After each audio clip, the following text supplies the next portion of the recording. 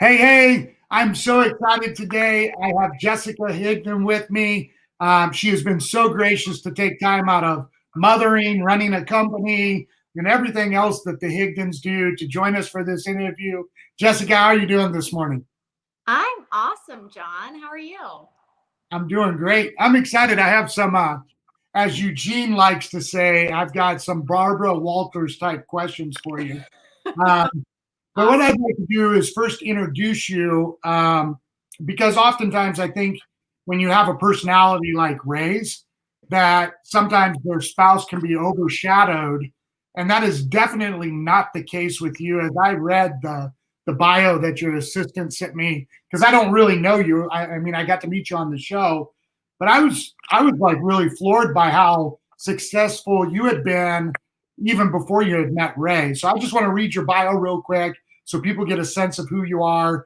And then if I miss anything, just kind of fill it in afterwards. So you started network marketing when you were 21 years old out of a very small town without a lot of business experience and connections. And you were just striking out left and right. And you literally made a transition to cold market. And over the next 18 months, you built a six-figure income in network marketing using mainly Facebook, and you became the number one female income earner in that company. Then you guys made it kind of pivot where you guys started coaching and training people in network marketing all over the world. The Higdon Group has become super successful. As Ray was talking about, you guys are ranked in the top 500, I think is what it was. I And you think guys, 5,000. Yeah. oh, 5,000. You guys have grossed millions of dollars. And on top of all that, you've got two children, two bonus children. I mean, you guys are just like now you're reality TV show hosts. I mean, you have done a ton of stuff. Well, thank you. Yeah, it blows my mind every time somebody reads a bio or says that or just talks about our success because honestly, we're just as weird as it sounds, and I know there's going to be people out there who are like, yeah, whatever, but it's so true. We're just two normal people, like no special skills, no massive inventions or anything like that. Just two normal people who I feel like the number one thing I can say is showed up. Two normal people who showed up. So that's it's amazing. I appreciate all the accolades. So tell me, how did you get started in network marketing? What was that for you personally? Where that was the venue that you decided to pursue?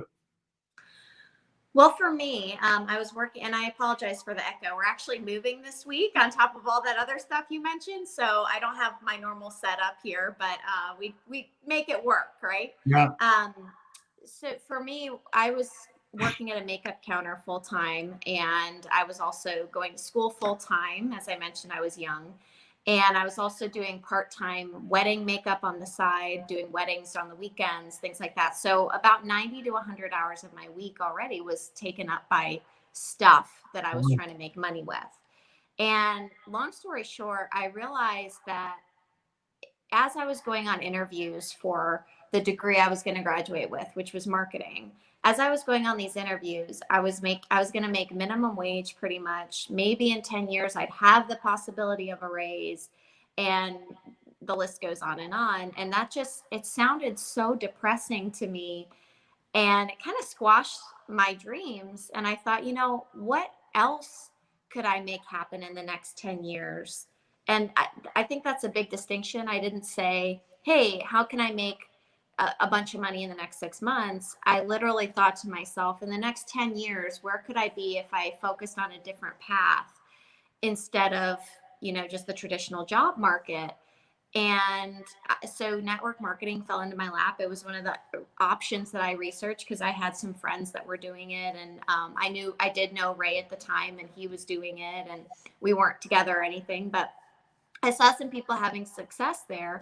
And I thought, if they can do it, I wonder if I can. And I literally gave myself 10 years, and I sucked for the first 6 months. It was terrible. I didn't sign up a single person. I was just awful.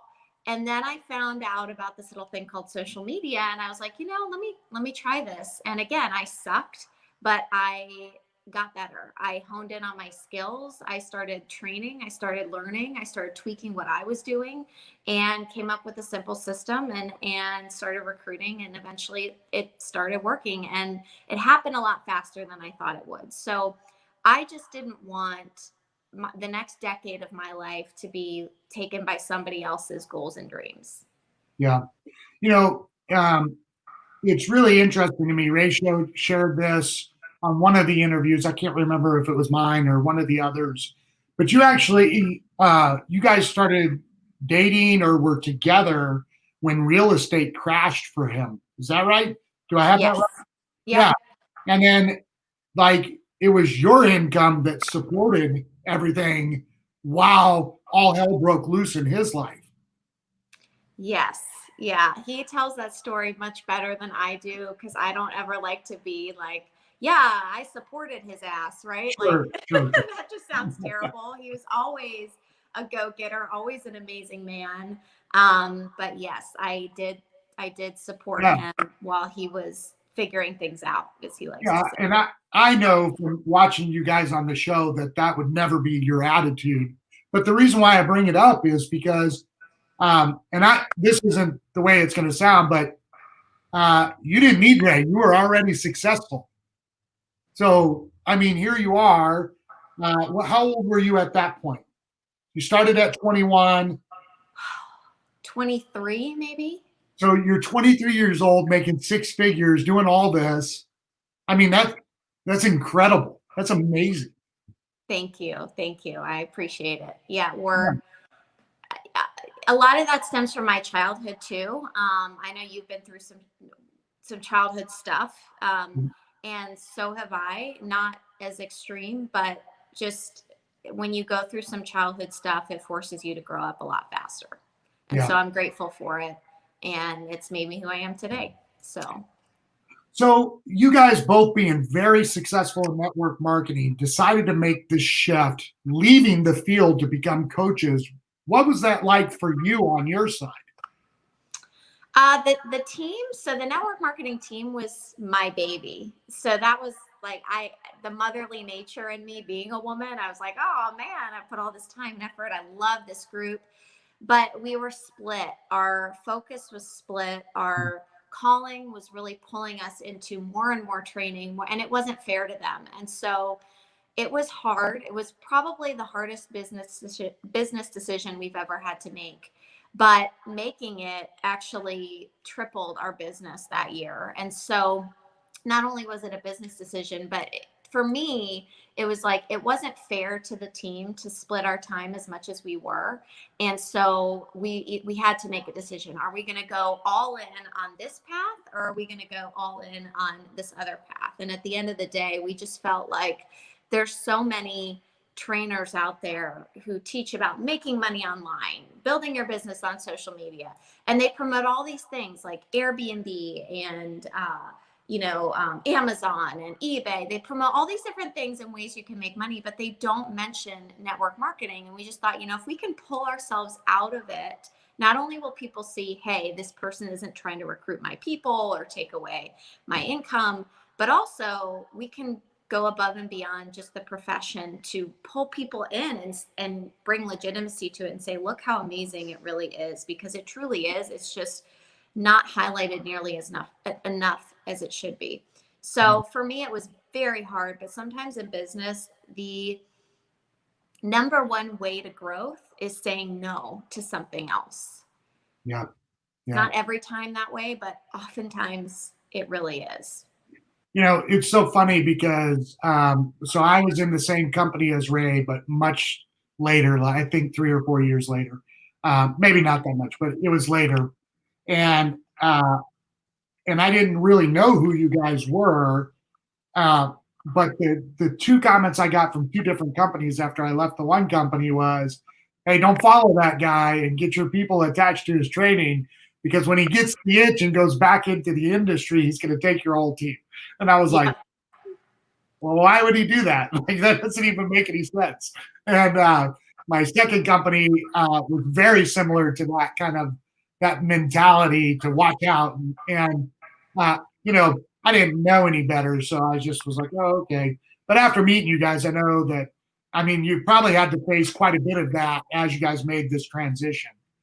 Oh yeah. I mean, to prove yourself in online business strategy and marketing is it's a feat, because especially in this profession, because people are so scarcity mindset at times. And and hey, to their credit, there have absolutely been idiots who have done that, right? Come out on the scene Yep. claiming that they're, neutral and they're not going to recruit your people, and then they either start a company or build a company or whatever, and they take all your people away. So I Yeah. mean, it's just, to us, we would never ever do that, but I understand why they were thinking that. But at the end of the day, people are going to be looking for information to build their business, as they should be looking for those skill sets. So if you are saying, "Whoop, don't look over here," where do you think they're going to look?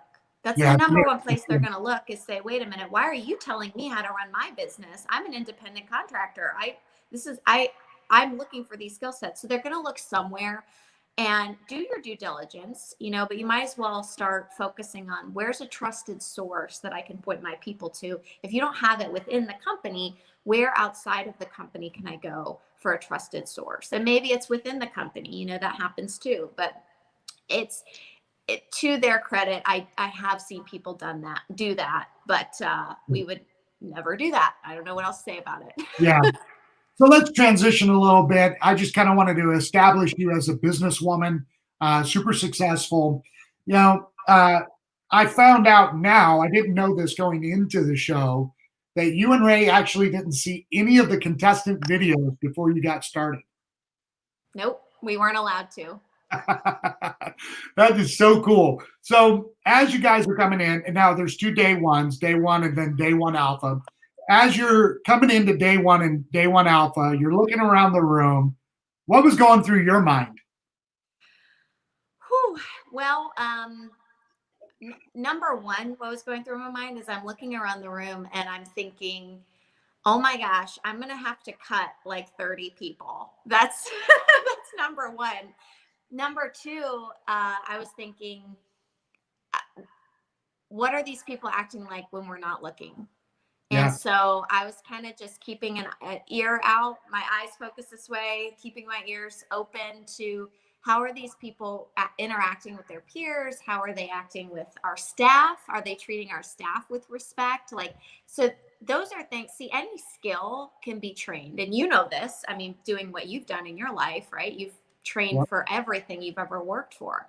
So any skill can be trained, but personality and, motivation yeah, and appreciation, that is very hard to teach. So those are probably the two number one things going through my mind are, okay, I feel really bad for all of these guys. Second, I'm really excited for the one that's going to win, but let me see if I can kind of feel out who's in this room yeah. personality wise. So speaking about that feeling out process, who stuck out to you and why? Oof. Well, actually, you stuck out to me in a way that I thought you were very reserved, which is interestingly not the case at all. Like, you are to a degree, but you're actually a very personable human being. But I thought you were very reserved. So I'm like, okay, that's interesting. I wonder if he's a team player, and you absolutely are. Um, Somebody else that stuck out to me was Janine. She was very just loving and motherly. I'm trying to think of who else. I think those were the two major ones. Oh, Patricia. Patricia was like a ball of energy, and I Yeah, love that. Like, she is just she just loves having fun, and yeah, um yeah, I would say those were the three that stuck out to me, at least as first impressions. sure. Now, how many of the contestants, once you walked into the room, did you actually know? Maybe two. Oh, I wow. think Okay. two. Eugene and John. Now I don't have the list in front of me, so there might have been Sure. more, but I believe we knew Daryl. Okay, Daryl had been to several of our events. We knew him pretty well. A couple of them had been to some of our events, but didn't really know them that well. So I would say those three. Okay. All right, cool. Now, I knew this coming in, so it was kind of funny. I didn't spend a lot of time on season one. My friend was on it, and I watched his part, but I didn't really watch anything else. What do you think was the biggest difference between season one and season two?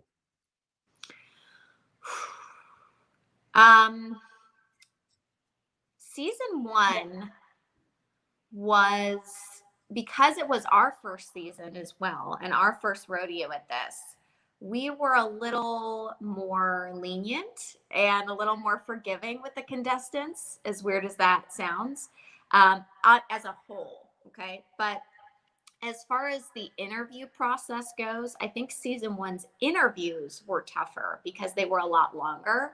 But overall, season two, you guys went through a lot harder and more difficult challenges.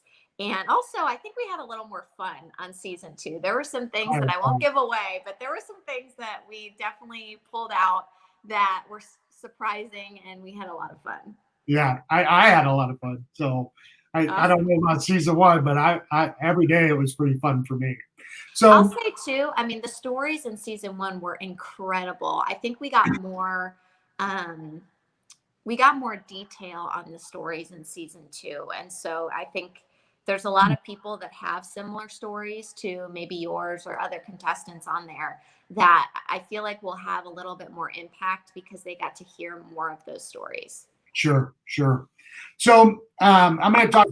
I'm not going to give away the details, but my interview on day one with you, you like within minutes focused on something that I've never really addressed publicly, that I've never shared really in a public forum. My good friends know about it, but and I don't know if I said this out loud or if it was just what I was thinking, but in both my day one and then my day two were with you, and I was like, "Who the hell are you?" Because you had me in tears in minutes, which is not really standard in my life. Um, and it became pretty obvious throughout the show to me that it's like you have this superpower of being able to peer into somebody's soul and like start pulling out their junk. What is that all about? I mean, can you talk about that a little bit? So this may sound cheesy or cliche, but it's true. It's the only way I know how to phrase it. I've always had, I feel, very good juju vibes of people and what they're going through. For instance, one of my friends in high school, she had a boyfriend. The first time I met him, I said, "He's an abuser, leave him." And he ended up, they start out really nice, and then he ended up being a very bad man. So I've had that, and I have so many examples of that in my life.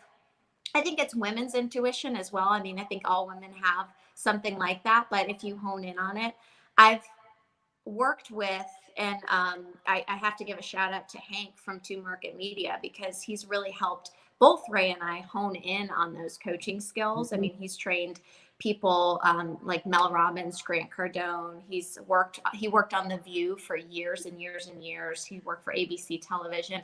He's excellent at helping you become the best coach you can be. So I think if you really tap into that intuition that I believe everybody has already within them, if you really tap into that and then hone in on those skill sets to pull it out of people. And secondly, not be afraid to. Most people are afraid when they think something, they're afraid to say it, or they're afraid to call it out and say, "Hey, is this what's going on with you?" Even though you kind of already know, you're like, "Is this what's going on with you?"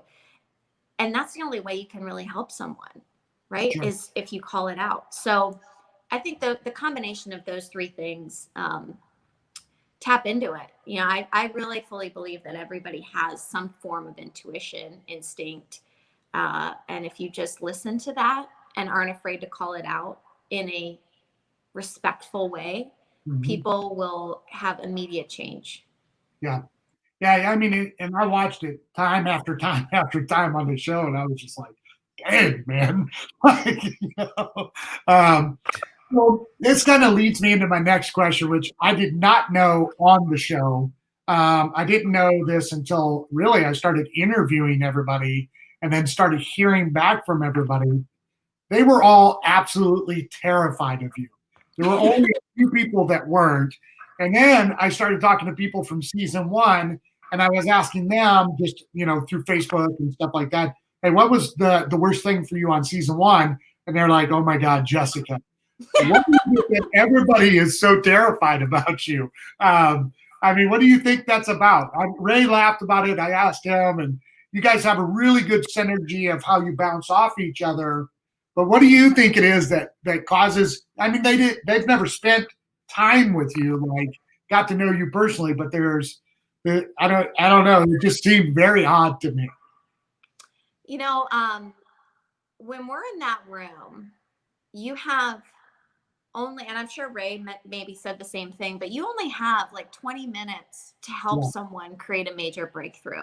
If you know me personally, you're not scared of me, right? I'm not, constantly grilling you about, but A, I- this is now I feel that the whole cast of both season one and season two, whatever interview or challenge that they're set up for in the future, or even if they are bringing somebody onto their own team or bringing someone into their business, whatever that may be, they are prepared and it'll be a walk in the park and a piece of cake. And so I feel in that room, it's so important to just cut the BS, get to for the sure. root of what's happening. And I'll be the scapegoat for that. If I have to be the nasty one, then I will be. And it's all for their benefit, not for ours. Um, yes, we were interviewing for a position with the Higdon group. Yes, we wanted to put them through hell to make sure that they could handle challenges because we Yeah, move very, very fast. I mean, ask any of our team, it's like, we're doing this. Nope, we're doing that. Nope, we're doing this. Nope, we're doing that. So, yeah, yes, that was part of the process. But when you're in that condensed environment, I don't care if I have to be a bitch to get you to do what you need to do. yeah. It's it's worth it to me. And so some of them, I'm sure, took that and said, hey, I can see why she did that. I appreciate that. Some of them are like, I'm never, ever talking to her again. And I'll take that. But hopefully, I haven't they'll heard see anybody past say that. that. And okay, good. And if you ask, I mean, it's weird for me to say this, right? But if you ask anybody on our team or anybody involved in our lives, they're not walking around terrified of me. I Sure. promise you. Well, and I mean, even as the week kind of, rolled on, that went away. Um, you know, and I mean, I prefer the directness, so it didn't bother me. I still laugh about it. Of course, I haven't really said much about it, but on my interview with you, you asked me a very direct question if I was struggling with a particular thing, and I go, "Are you asking me if I have this?" And Ray goes, "No, no, no, no," and you're like, "Oh yeah, I am." You know, and I just laughed. I mean, I prefer that. So, I just thought it was incredibly funny to me that this kept coming Yeah, up. and I love that about you. And there's always going to be, you have plenty of people in your life that are telling what you want to hear and being nice to you. Plenty of people are doing that. So in that room, I don't feel like that's my goal. My goal is to not tell you everything that everybody's been telling you your whole life. It's to tell you what you need to hear. And sometimes that's really hard. And it's been done to me. And I mentioned this in the show. One of the most powerful exercises that I've ever been through, and it was a hard pill to swallow, was going to a seminar where where people had to walk up to you and first you talk to them for a minute, and first impressions, they tell you exactly what they do not like about you. Ooh. And you had to be ruthless and you had to take it, and it was not fun at all. I Oh, mean, it could be appearance, it could be personality, it could be the way that you talk, it could be accent, it could be heritage, it could be skin color, and you just have to take that as it is. And wow. it's rough in that room, but everybody comes out like, oh my gosh, I can run through brick walls. Now I know what other people are looking at me like, and I can take that and fix it. And some people are just jerks, right? And there's Sure. nothing to fix. But I, that exercise was so powerful for me. It's not that I want the contestants to come into a room and me say, "This is what I don't like about you." It's not about that, but it's just about helping them see. Now, did you actually know that this was going on? Like for me, it was a shock. I was like, really? Like it just kept coming up. But did you actually know that people were so terrified of you? I thought they were terrified of just the cameras, being The on the process. show, uh, wanted it so bad that they were shaking. But actually, it's funny. One of the contestants said to me later on, she said, when I was in that room and you asked me on camera, you said, "Wow, you seem really nervous. Are you okay?" And she said, "I said, well, I just want this so bad." Um, she said, actually, later she confessed, she said, actually, I was just really scared of what you were going to ask me next. Yeah, that's funny. All right, let's change it a little bit. For me, it was just so curious that kept coming up. The most nerve wracking moment on the show was confronting you. And I was like, why is that? Because I didn't have that feeling when I walked into the room with you. Mine was very different. So I wanted to know what you thought about that. So, what do you think was your favorite moment on the show without giving away any reveals? What was your favorite moment? Oh, man. I mean, I'm a goofball also. I'm not just a hard ass. So there's a challenge that we did. I think it was probably everyone's favorite moment. I mean, Yeah, maybe they hated us, but there was a challenge on the show that I just had so much fun with. yeah. And it was just, and I think everybody did too. So Well, there's a I big can't give picture it of you away, doing but you it. know exactly what I'm talking about. Yeah, there's a big picture of you doing it. So, like, if anybody wants Yeah. to research. Yes, exactly. So, if you were a contestant on the show, what do you think would have been the most nerve wracking for you? What a great question.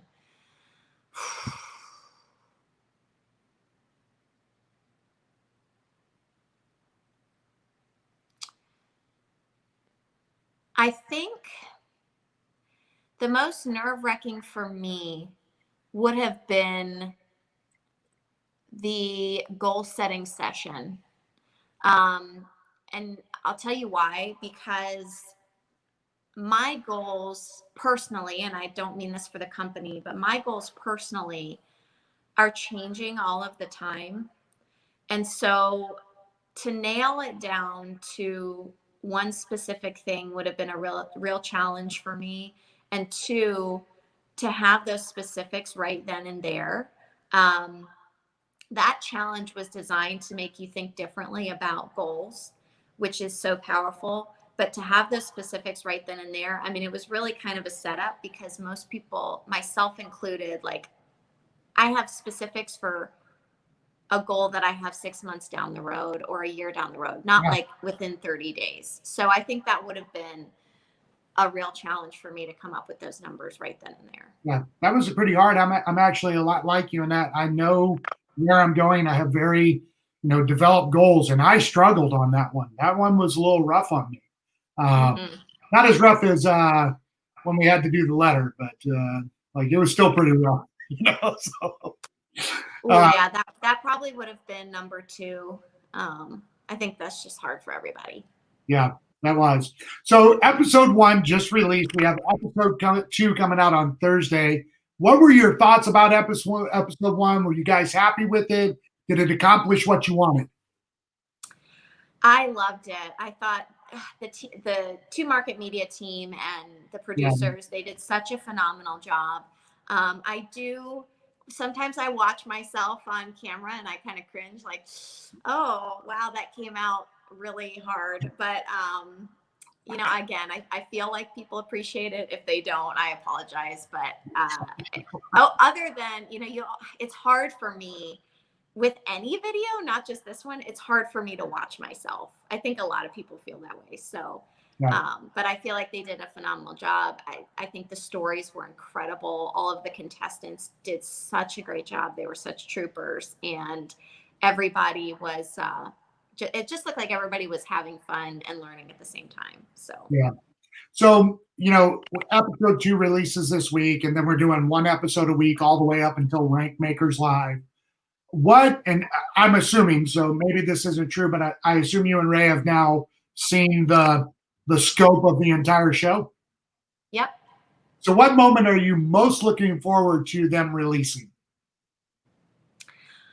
The finale, because it's just every time we host something like this and it leads up to this big, here's the person that we pick, and it just shows the camaraderie, and just what happens in that finale is incredible. So I'm really looking forward to that. All right. So you guys have a new book coming out. Comes out in October. Pre-sales available already. Tell me a little bit about that, and because guys wrote this book, you co-authored, right? It's not just Ray. Yes. Okay. Want to make sure it actually comes out November 17th, and so we are doing pre-sales right now, and we're doing some bonuses for those. So you can actually look on Amazon. It's called Time, Money, Freedom. And I believe you can go to higdongroup.com/TMF, Time, Money, Freedom, and get a pre-sale copy, and we'll give you some bonuses for doing that.